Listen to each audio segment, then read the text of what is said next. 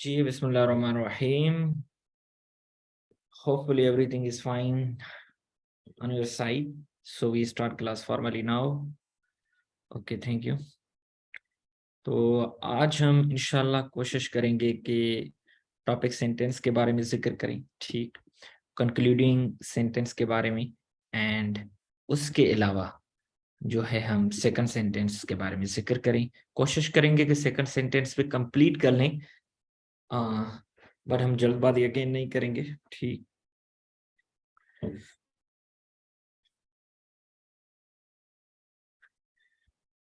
तो हम आते हैं टॉपिक सेंटेंस की तरफ, ठीक. कि टॉपिक सेंटेंस है क्या चीज. सबसे पहले टॉपिक सेंटेंस किसी भी पैराग्राफ का होता है. और पैराग्राफ क्या चीज है, कल हमने स्टडी किया था. Paragraph is the unit of composition. And composition क्या है, वो हमारा इंग्लिश एसे है. इट मींस कि paragraph is the unit of larger composition of English essay, ठीक. तो हर पैराग्राफ में टॉपिक सेंटेंस होगा, usually at the beginning of the paragraph. तो ज्यादातर 90% केसेस में it will be the first sentence. कुछ केसेस में सेकंड सेंटेंस भी हो सकता है. और अगर हम थोड़ा लिबरल व्यू देखें तो पैराग्राफ में ये किसी भी जगह इस्तेमाल हो सकता है. इसकी पोजीशन कहीं पे भी हो सकती है. एक्सपर्ट राइटर्स ये टेक्निक यूज करते हैं, but we are new in this field, we are writing for examination. तो हम इस जल्दबाजी में नहीं जाएंगे और हम कोशिश करेंगे कि हम जितना भी काम करें कि हम इसको फर्स्ट सेंटेंस बना के लिखें, ठीक है. इसका फायदा ये होगा कि फर्स्ट सेंटेंस का अगर हम फॉलो करेंगे, यही स्टैंडर्ड मेथड है. और इस स्टैंडर्ड मेथड को अगर फॉलो करेंगे तो एक यूनिफॉर्मिटी आएगी और हमारे लिए आसान हो जाएगा. हमें एक ही मेथड समझना पड़ेगा. बाकी जो एक्सपर्ट राइटर्स हैं, ये वो उनकी मर्जी है, वो कहाँ पे भी लिखें, ठीक है. वो जहां से काम शुरू करेंगे वो मेथड बन जाएगा. तो हमने उनकी तरफ नहीं जाना. और जो कुछ सीखना चाहते हैं, काम करना चाहते हैं, they should also explore the website of Purdue university, ठीक है. तो वो क्रिएटिव राइटिंग में कोर्स कराती है, तो वहां से आपने लाजिम देखना.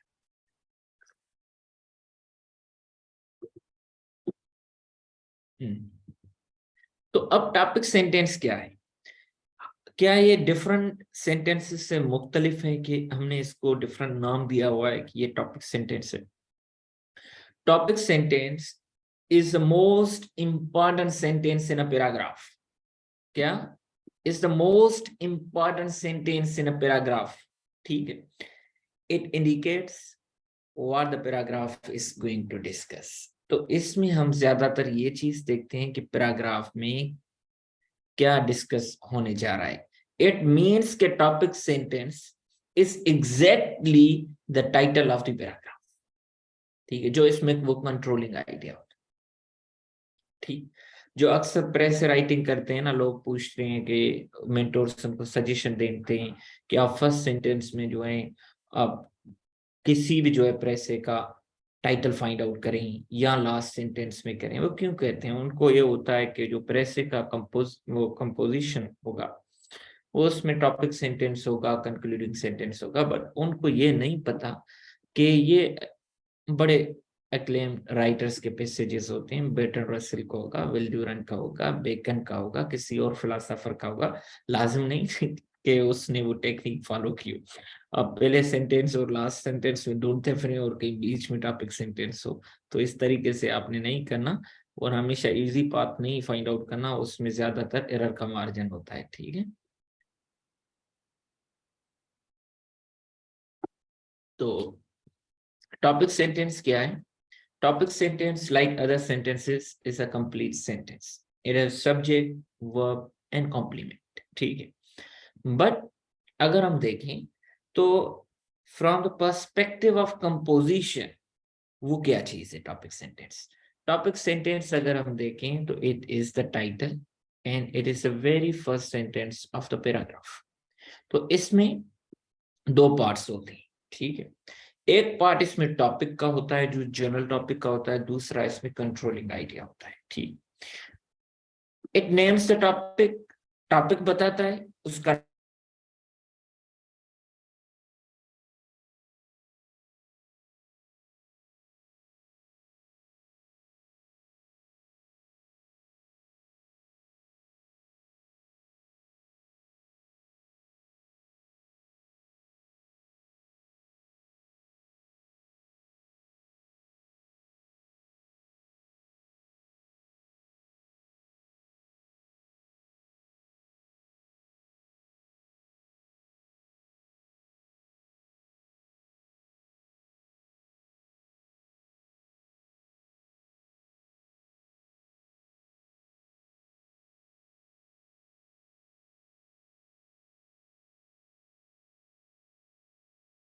आई होप के screen is visible to you now. पता नहीं क्या हो गया था, ठीक है।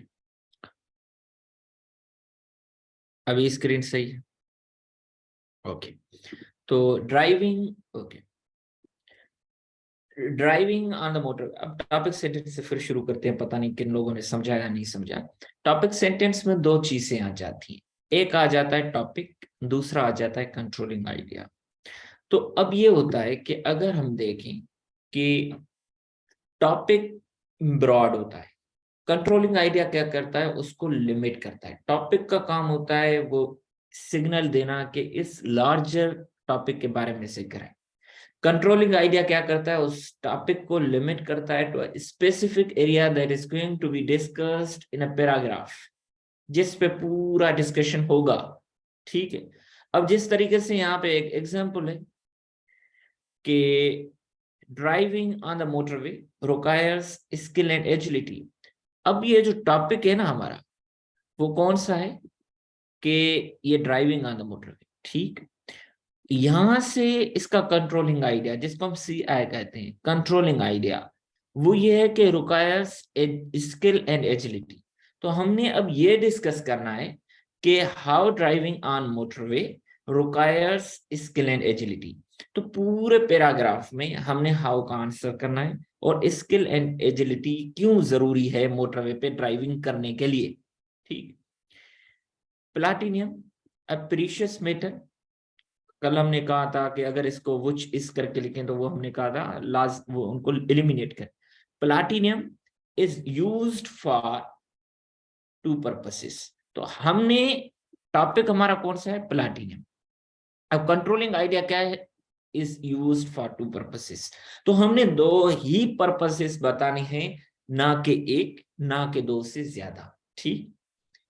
अब टॉपिक सेंटेंस में मैंने आपको ऑलरेडी डिफाइन किया कि topic sentence is consist of two elements. Number one topic, इसमें हम इंट्रोड्यूस करते हैं जो हमारा लार्जर टॉपिक होता है, और दूसरा कंट्रोलिंग आइडिया, उसमें हम इसको लिमिट करते हैं कि इस टॉपिक के इस स्पेसिफिक एरिया के बारे में हम डिस्कस करेंगे। जिस तरीके से मैंने ऑलरेडी भी एग्जांपल दिया था कि education raises the intellectual tone of society. Education is a topic, is education is a topic, raises the intellectual tone of society, that is a controlling idea. It means कि how education is raising the intellectual tone of a society.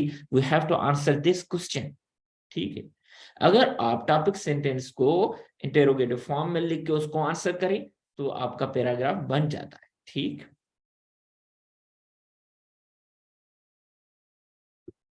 आगे चलते हैं।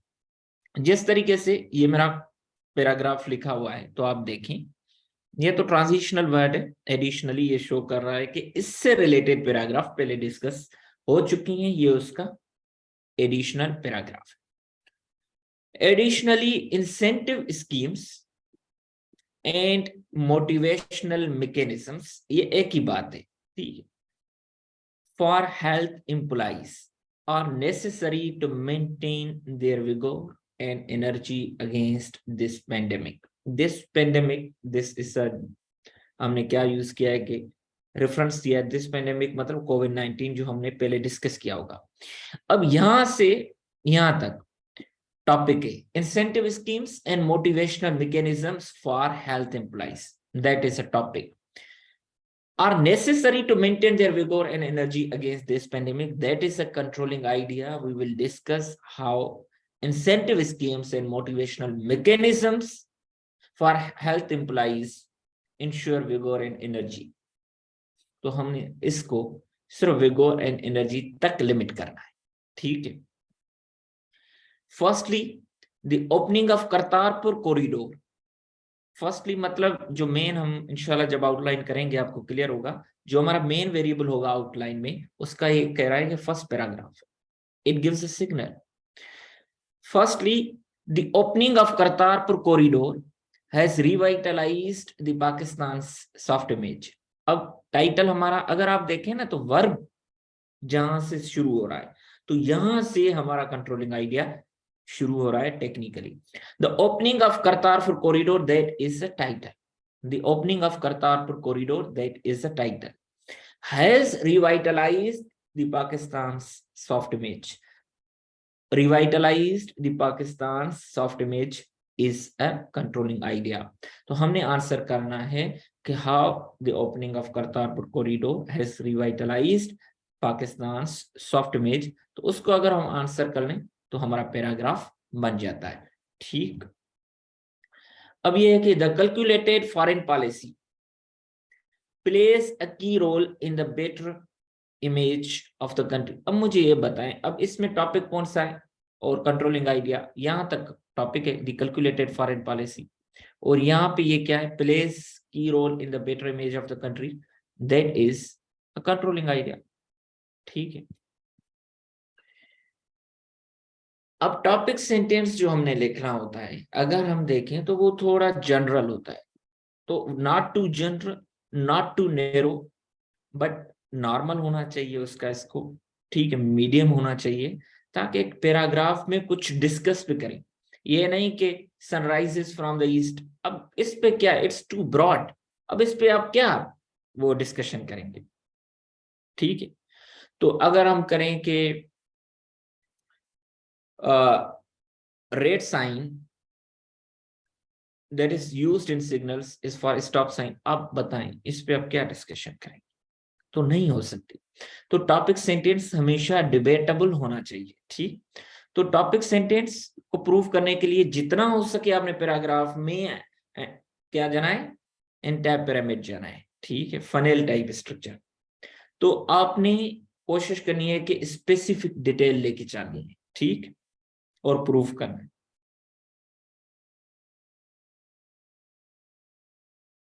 जी, तो topic sentence में appear anywhere in the paragraph, ठीक है, तो कहां पे भी हो सकता है, it is usually the first or the last sentence of the paragraph, ठीक है। तो यहाँ पे अगर हम CSS के हिसाब से करेंगे तो टॉपिक सेंटेंस इज,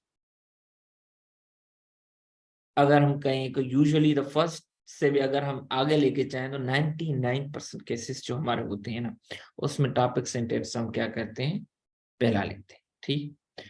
तो हमने टॉपिक सेंटेंस कोशिश करनी है कि हमारा पहला सेंटेंस होना चाहिए, अगर नहीं तो ज्यादा से ज्यादा उस सेकंड सेंटेंस होना चाहिए, उससे बात आगे नहीं जानी चाहिए, ठीक। अगर इसको देखें कि my study table is well organised, ठीक, यहाँ पे आपको लगेगा कि my study table is a topic and is well organised. जब आप पूरा पढ़ेंगे तो आपको फिर कहानी अनफोल्ड होगी। I keep ballpoints and colored pencils in the top right drawer. Writing paper is in the middle drawer. The bottom right side has all other materials I might need, from paper clips to staples and tapes. The top of desk is clear except for study lamp and, तो अगर आप इसको देखेंगे तो आपको first sentence ठीक है, general statement है, टॉपिक सेंटेंस की तरह लग रही है, ठीक। अगर आप देखें इसमें कि the main idea the writers desk is well organised, ठीक है। तो रेस्ट ऑफ सेंटेंसेस ये बता रहे हैं, अगर आप पीछे जाएं कि किस तरीके से इसने ऑर्गेनाइज किया हुआ है पूरा, कि टॉप लेफ्ट किस तरीके से इसने मेंटेन किया हुआ है, ठीक। तो यहाँ पे देखें, कंट्रोलिंग आइडिया एक ही होगा, एन लगाए तो वो मतलब उसका ही हो, उससे रिलेटेड ही हो, ठीक है, मतलब एक ही मीनिंग देते हैं, ठीक। तो ज्यादातर अब जब अर्ली राइटिंग स्टेज पे हो तो फिर उसमें ना जाए, ठीक है। Do you have problems with sleeping? अब टॉपिक सेंटेंस हमारा क्या क्वेश्चन फॉर्म में हो सकता है? तो अगर आप जितने भी मेंटोर्स होंगे नॉर्मली कहेंगे कि थीसिस स्टेटमेंट जो होती है वो क्वेश्चन फॉर्म में नहीं हो सकती, क्योंकि वो आपका स्टांस है इसे पे।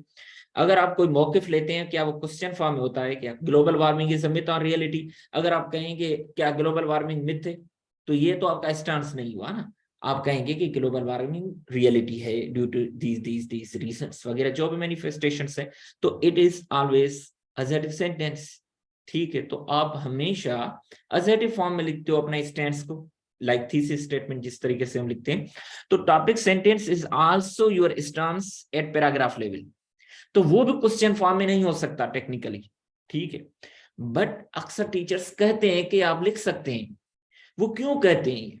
वो इसीलिए कहते हैं कि फर्स्ट सेंटेंस आप जब क्वेश्चन, वो पहले तो ये बात करते हैं कि topic sentence is always the first sentence of the paragraph, ठीक है। जब वो क्वेश्चन कोई बंदा दे देता है फर्स्ट सेंटेंस में, तो वो भी कहते हैं क्वेश्चन फॉर्म, क्वेश्चन दे सकते हो और पैराग्राफ को क्वेश्चन से स्टार्ट भी कर सकते हो। तो जब उनसे कोई पूछेगा कि सर फिर तो टॉपिक सेंटेंस तो मेरा स्टांस है, वो क्वेश्चन फॉर्म में क्यों? वो कहते हैं कि ठीक है वो दे सकते हैं, बट टेक्निकली हम नहीं दे सकते क्वेश्चन फॉर्म में। जो इमीडिएट सेंटेंस होता है after the first sentence, that is a second sentence, वो हमारा टॉपिक सेंटेंस बन जाता है, ठीक है। जो फर्स्ट सेंटेंस होता है वो तो बस क्वेश्चन फॉर्म होता है, ठीक। तो do you have problems with sleeping, this is not a topic sentence. अगर आप किसी से पूछते हो तो वो जान छुड़ाने के लिए कहता है ठीक है आप क्वेश्चन फॉर्म में अपना टॉपिक सेंटेंस दे सकते हो, बट टेक्निकली नहीं दे सकते। बट आपसे भी कोई बहस करे तो आप हाँ ही करके जान छुड़ा लेना, बहस में नहीं जाना। समझें कि सेन माइंड है तो फिर आप उसके समझाएं, वो ठीक है। by following do you have problems with sleeping? By following a few single guidelines, many sleep problems can be avoided. That is a topic sentence. अब आपने many sleep problems can be avoided by a few single guidelines, आपने few single guidelines को अब describe करना है कौन सी, ठीक है। अब इसमें टॉपिक है स्लीप प्रॉब्लम्स, इसमें a few guidelines वो क्या है? कंट्रोलिंग आइडिया है। तो first don't drink a T, उसके बाद नेक्स्ट उसने बताया, फिर तीसरा लास्ट टी वगैरह जो भी है। दो topic sentence is usually the first sentence, but it can be the second sentence or any other sentence, but you cannot write a topic sentence in question form and claim that that is a topic sentence, ठीक है। technically you can start paragraph writing with a simple question just like this, ठीक है। I hope कि everything is clear. अगर नहीं तो आप question post कर सकते हैं चैट बॉक्स में, अदरवाइज एंड पे आपकी माइक में ओपन कर दूंगा, ठीक है। Topic sentence, here the first sentence introduces the topic of sleep problems by asking a question, ठीक है। a question can never be a topic sentence, keep in mind, ठीक है। it is not making a statement। तो second sentence जो है वही author का main idea बन जाता है अबाउट द पैराग्राफ, वही उसका टाइटल होता है, तो उसको हम टॉपिक सेंटेंस कहते हैं, ठीक। अब देखें कि टॉपिक सेंटेंस मैंने आपको कहा कि यूजुअली फर्स्ट सेंटेंस होता है, बाकी किसी भी जगह पे आ सकता है। तो आप देखें अगर इस कंपोजिशन को थोड़ा आप रीड करेंगे, आपको पहले लगेगा कि ये पहला सेंटेंस इसका टॉपिक है, बट जब यहाँ पे पहुंचेंगे पूरी कंपोजिशन आप रीड करेंगे तो आपको फील होगा कि नहीं ये टॉपिक सेंटेंस है, ठीक है। तो आप ये रीड करके देख लेना, इसकी तस्वीर उतार लें, otherwise recording will be share with you, अब पास करके इसको थोड़ा पढ़ लेना, ठीक।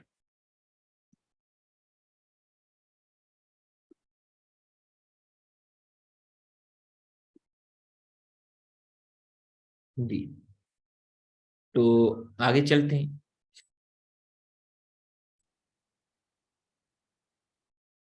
अब ये देखिए कि कुछ सर्टेन पॉइंट्स हैं जो आपने माइंड में रखनी है, वो आपके मसल मेमोरी का हिस्सा बन जाएंगी और अनकॉन्शियस माइंड में आनी चाहिए। Topic sentence should be neither too general nor too specific, ठीक है। तो ये हमेशा अगर हमने बनाना है तो उसका स्कोप जो हो वो मीडियम लेवल का हो, ठीक है। It should not unhide to many unrelated ideas, ठीक। अब देखें, Sri Lanka is famous for its temperate climate, its many tea gardens and its ancient temples. अब हमने एक तो टेम्परेट क्लाइमेट अलग बा, टी गार्डन अलग बा, एंशियंट टेम्पल अलग बा। तो हमने डिफरेंट 3 कंट्रोलिंग आइडियाज एक पैराग्राफ में लेके आई। तो हमने तो अनरिलेटेड आइडियाज यहाँ पे 3 लेके आई हैं, तो इनके लिए 3 पैराग्राफ बनना चाहिए, जो हमने क्राइटेरिया बनाई थी कि 1 पैराग्राफ पर 1 controlling idea. You cannot write a single paragraph consisting of 3 different controlling ideas. तो यहां पे कितने हैं कंट्रोलिंग आइडियाज? 3 है। तो एक ये हो गया, दूसरा ये हो गया, तीसरा ये हो गया, ठीक है। तो आपने इनके 3 पैराग्राफ्स फिर बनाने हैं, ठीक। तो temperate climate is a controlling idea number 1, many tea gardens is a controlling idea number 2, तो its ancient temple is a controlling idea 3। तो अगर आपने ये कंपोजिशन बनानी है then you have to write 3 different paragraphs, ठीक है।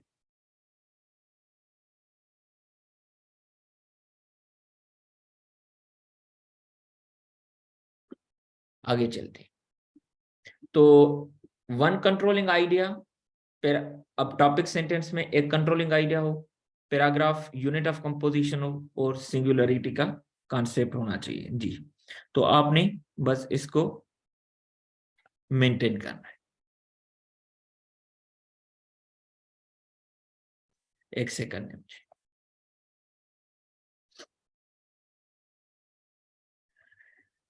Right a topic sentence for each of the following topics, include both a topic in a controlling idea. तो ये आपके लिए होमवर्क है। तो आप इन टॉपिक्स पे या और टॉपिक्स हैं जैसे मैं आपके साथ वो भी शेयर कर लेता हूँ, ठीक है। बल्कि इन टॉपिक्स को छोड़ने में बाकी और टॉपिक्स 5 दे देता हूँ।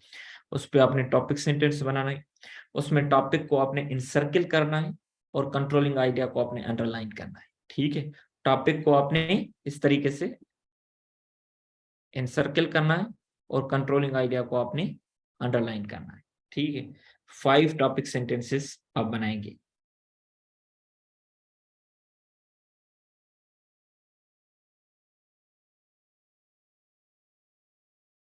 इन पे ही फिर बना लेना, बट होमवर्क लाजिम करना है। अब कंक्लूडिंग सेंटेंस, टॉपिक सेंटेंस की बात तो हो गई, टॉपिक सेंटेंस के लिए मैंने आपका होमवर्क भी रखा हुआ है। तो कंट्रोलिंग आइडिया, अब आते हैं कंक्लूडिंग सेंटेंस। कंक्लूडिंग सेंटेंस क्या होता है, ठीक। This sentence indicates the end of a paragraph. इसमें हमने एक सिग्नल देना है कि ये पैराग्राफ अब पूरा हो रहा है, ठीक। This sentence sums up the whole discussion and debate of the paragraph.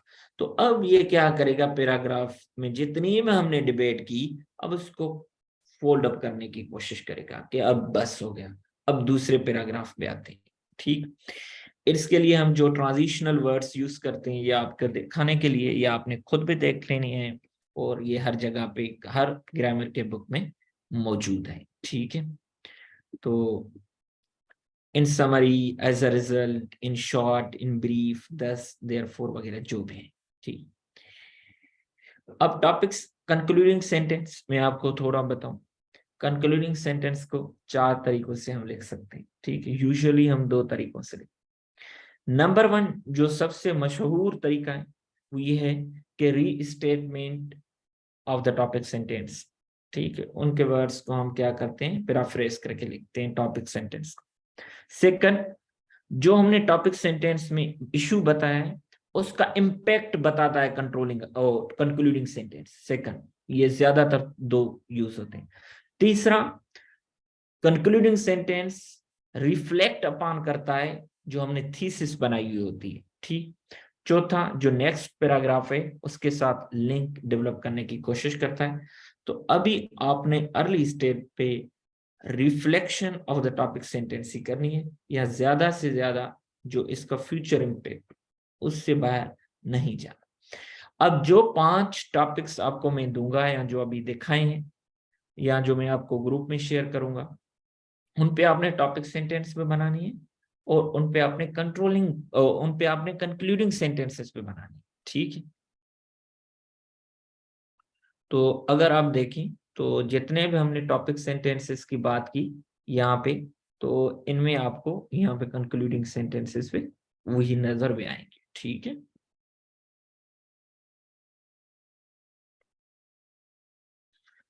आगे चलो। अब आते हैं सेकंड सेंटेंस। अब सेकंड सेंटेंस हम किस तरीके से लिख सकते हैं? ठीक, तो सेकंड सेंटेंस के लिए देखें, अब थोड़ा अगर मैं कहें तो आपको थोड़ा कंक्लूडिंग सेंटेंस का आइडिया और दे देता हूं। ठीक है, अब ये देखें, ये टॉपिक सेंटेंस था इंसेंटिव स्कीम्स का, तो इसमें आप कंक्लूडिंग सेंटेंस देखें, in fact such measures will relieve the psychological terror of doctors and paramedic staff against the कोविड-19। ठीक है, तो ये इम्पैक्ट बताया कि इसका क्या होगा, इम्पैक्ट के साइकोलॉजिकल टेरर को खत्म कर लेगा और डॉक्टर्स और पैरामेडिक स्टाफ क्या करेंगे, फिर अगेंस्ट कोविड-19 लड़ना शुरू कर देंगे। ठीक, अब ये था opening of Kartarpur corridor has revitalised the Pakistan soft image. तो यहाँ पे देखें, this initiative has reflected the Pakistan's desire for peace, thus leading to the improved image of the country। Restatement की कि पाकिस्तान के इमेज को रिवाइटलाइज करेगा, यहाँ पे हमने किया कि इम्प्रूव करेगा, वही बात। Calculated foreign policy plays key role in better image of the country. तो आप देखें यहाँ पे, thus foreign policy is determinant of a country's image। ठीक, तो ये आपने इस तरीके से कंक्लूडिंग सेंटेंसेस पे बनानी। अब सेकंड सेंटेंस पे हम इतना बहस क्यों कर, ज्यादातर अगर आप देखें तो जो राइटर्स होते हैं, जो हमारे मेंटोर्स होते हैं, वो सेकंड सेंटेंस पे नहीं करते। सेकंड सेंटेंस इसीलिए हम ज्यादातर फोकस करते हैं क्योंकि this is the very first sentence of the body sentences. ठीक है, जितने भी आगे बॉडी सेंटेंसेस और हमारी सपोर्टिंग डिटेल आएगी, ये उनका पहला सेंटेंस है। तो अगर हमारा सेकंड सेंटेंस सही है तो ज्यादा बेनिफिशियल होगा। ठीक, तो अब इसके 6 मेथड्स हैं। ठीक है, तो अब ये असाइनमेंट के बारे में बिल्कुल परेशान ना हो, असाइनमेंट आखिर में फिर रिवीजन करूंगा। ठीक है, तो सेकंड सेंटेंस पे आते हैं कि the meaning of the topic sentence can be made clearer by restating it in other forms. ठीक, अब टॉपिक सेंटेंस को हम 6 तरीकों से सेकंड सेंटेंस में आगे लेके जा सकते हैं। Number 1, defining it's strengths.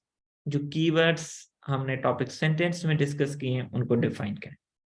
Second, रीस्टेटिंग the topic sentence को पैराफ्रेज करके थोड़ा एडिशनल इंफॉर्मेशन देके लिए।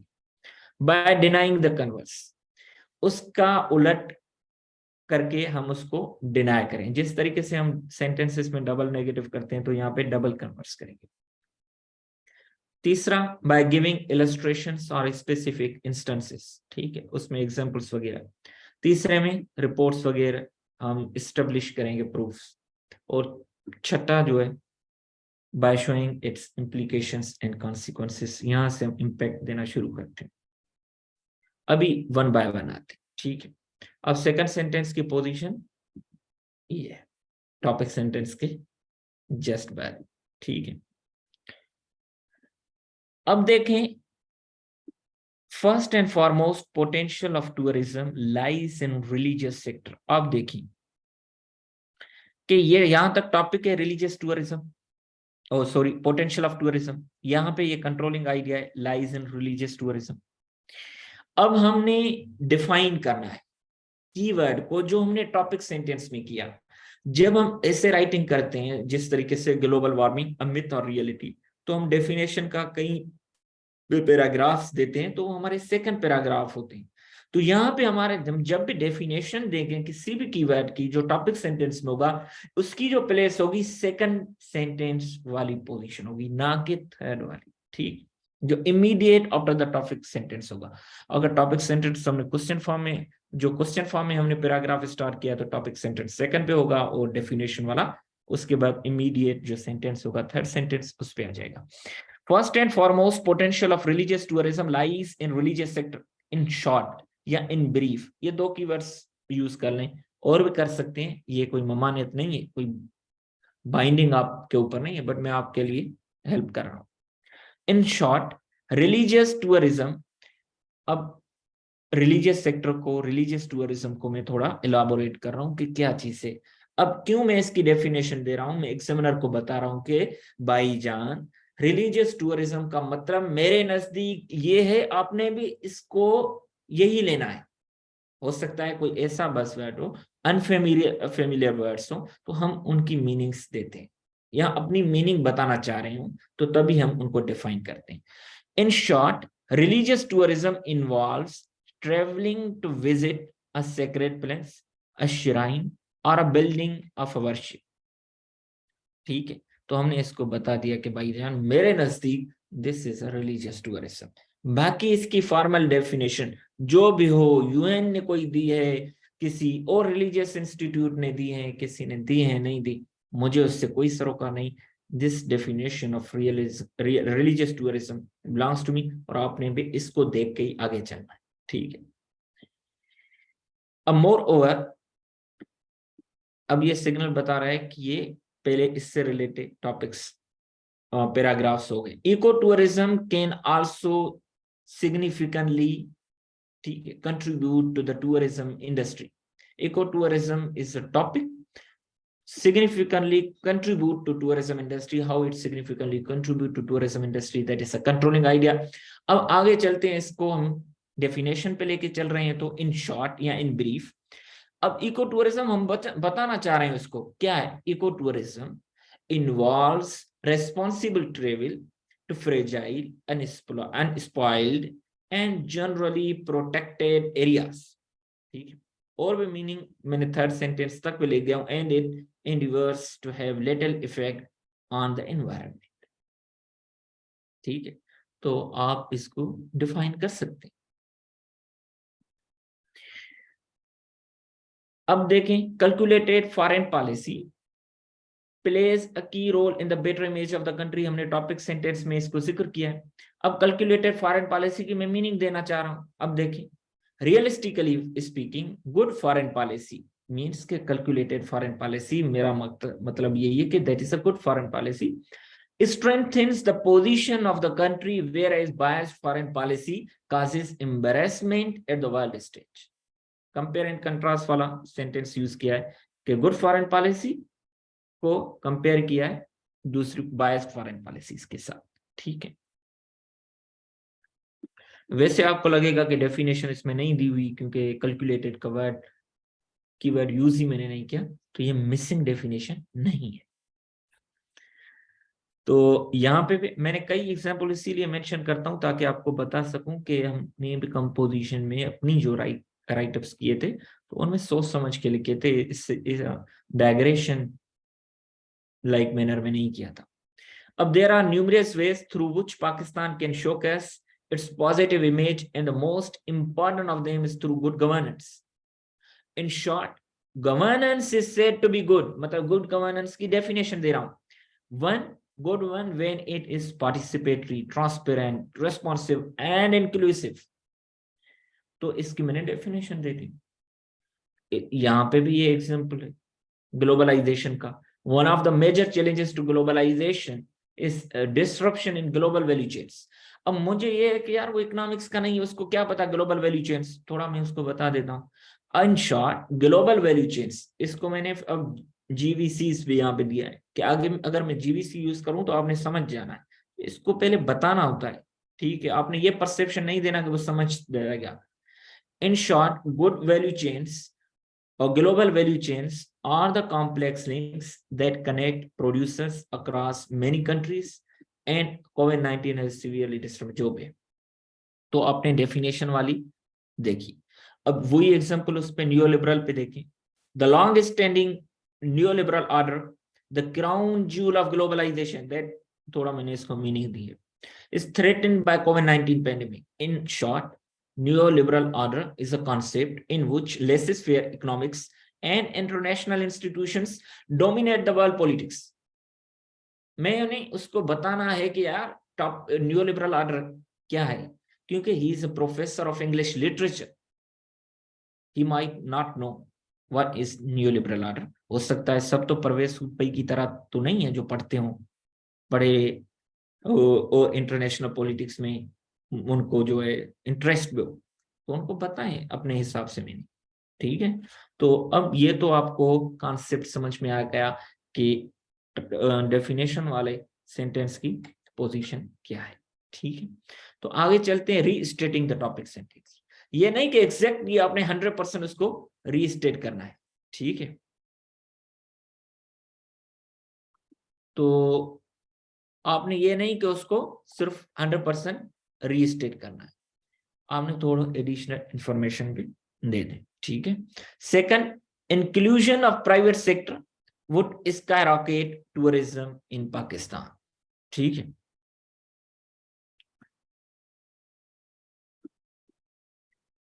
inclusion of private sector, that is the topic, would skyrocket tourism in Pakistan. ठीक है, अब किस तरीके से स्काईरॉकेट करेगा, that is a controlling idea. ठीक, अब देखिए, and fusion of private sector with public sphere in tourism, ठीक है, in tourism sector I mean, would ensure efficiency and prevent monopoly.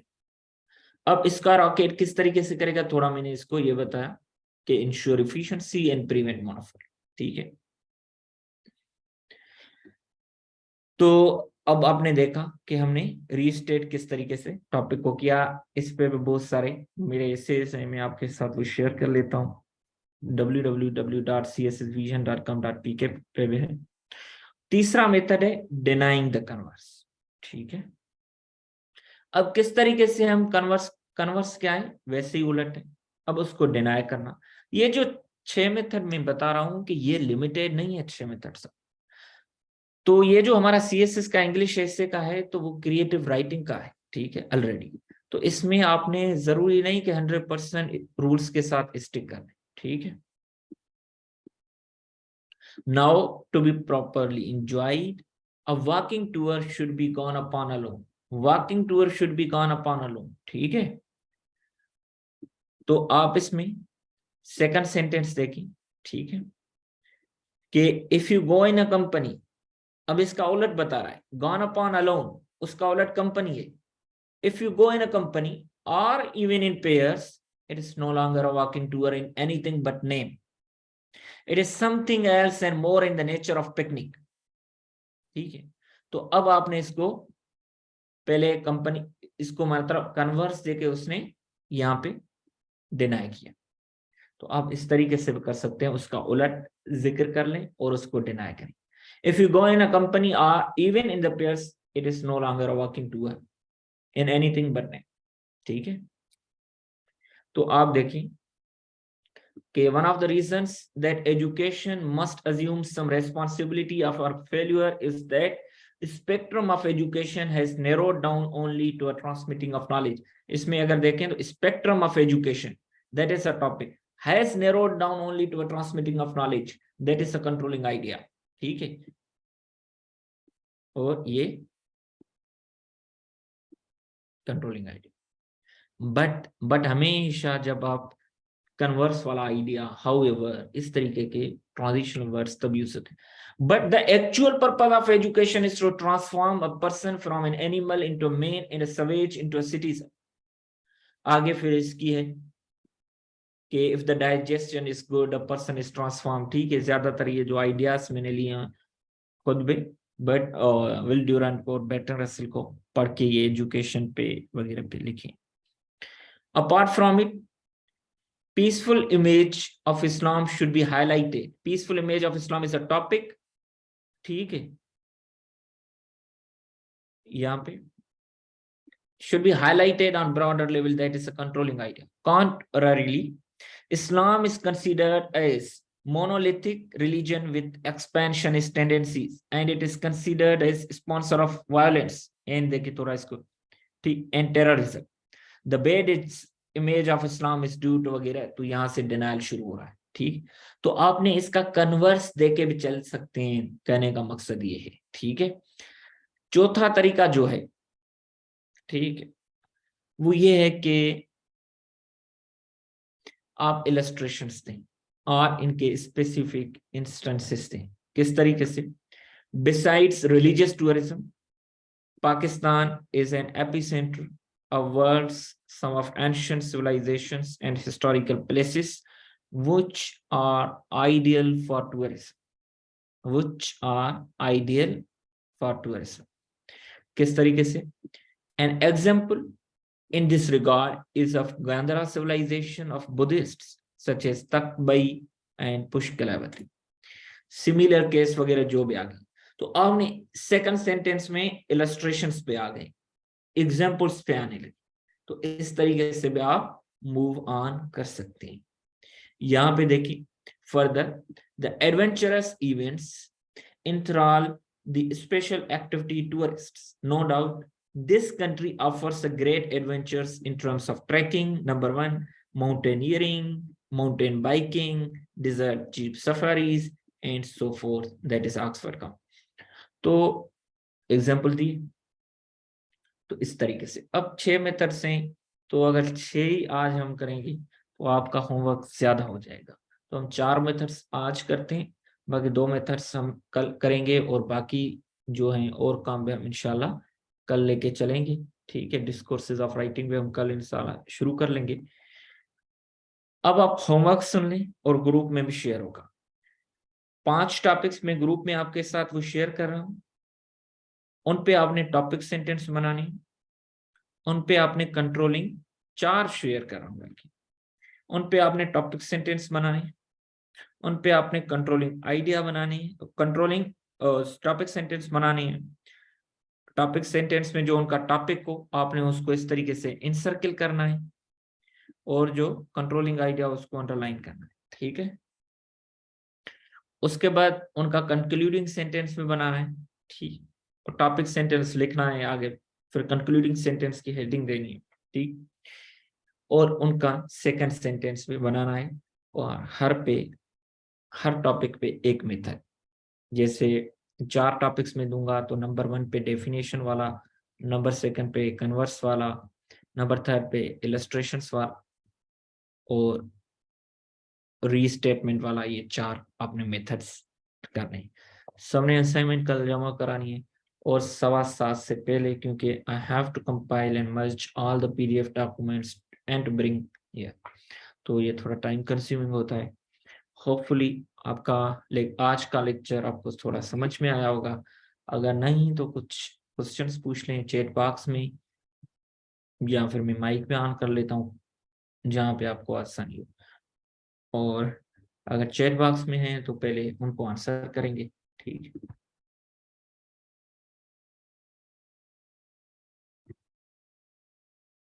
Thank you sir, you join very late today.